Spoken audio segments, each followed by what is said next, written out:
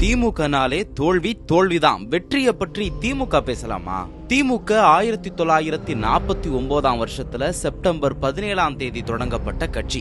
இந்த 76 வருஷ காலத்துல திமுக ஆட்சியில இருந்தது எவ்வளவு காலம் தெரியுமா? வெறும் 26 வருஷம் தான். மிச்சம் இருக்க 50 வருஷமா தோல்விய மட்டும்தான் சந்திச்சிருக்காங்க. தமிழ்நாட்டோட வரலாற்றுல இங்க அதிக காலம் ஆட்சியில இருந்த கட்சி அதிமுக தான். 1976 வருஷம் ஜனவரி 31 திமுக ஆட்சி கலைக்கப்பட்டது.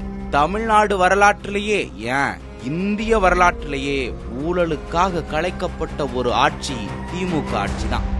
எம்ஜிஆர் காலத்திலேயே 13 வருஷம் தொடர்ச்சியா வனவாசம் போன கட்சி திமுக.